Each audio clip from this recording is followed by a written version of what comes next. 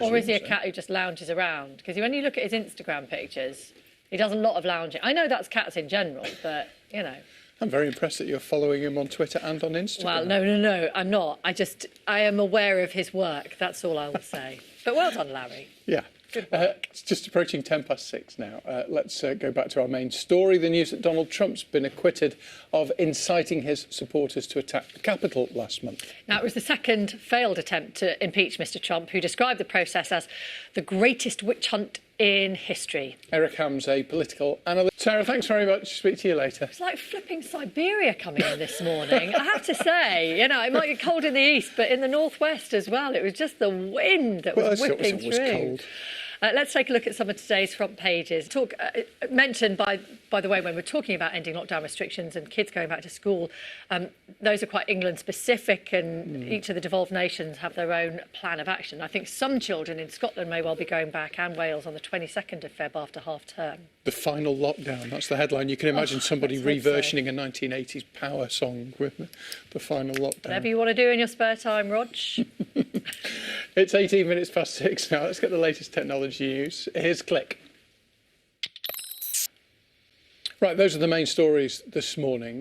The Prime Minister said that he is hopeful that all children in England can start returning to school from March the 8th, just over 3 weeks away. Now, it would be the first step in a cautious easing of the lockdown, according to Boris Johnson. Let's get more on this from Dr. Deepti of all four nations to consider there in terms of getting children, or more children, back into schools.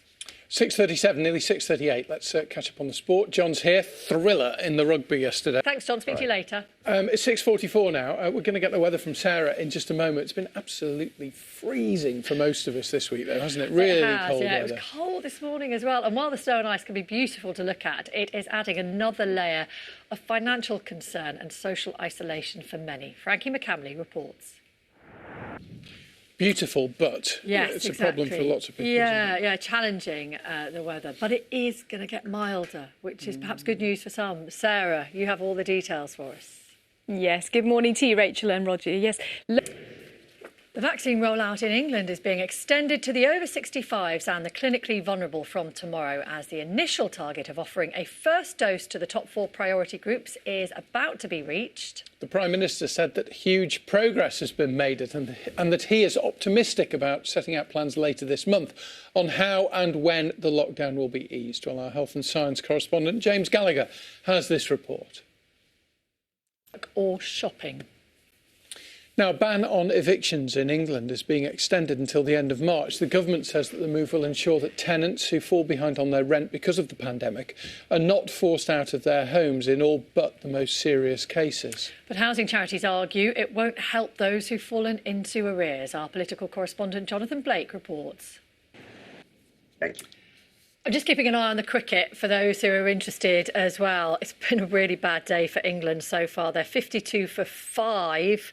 Chasing India's first innings total of 329. John Watson's here with all the sport. Loads to talk about with him, including all the Six Nations as well from this weekend, a little bit later on. Cricket seems a million miles on the other side of the world away. Well, it was giving us a little bit of joy recently, but not quite so much today. But yeah, I mean, the temperatures there in Chennai look absolutely beautiful. Sorry, Sarah, I didn't introduce you. Not the same here, Sarah, is it? Not quite the same. No, we are turning milder, but perhaps not quite. As hard as it was for him to admit that, yeah. Thanks, John. All right. Right, 7:39. We've got a story next which starts off sadly, but promise it's got a happy ending. It's an amazing story, this one, right? It's about a 10-year-old iguana called Frank who looked like he died.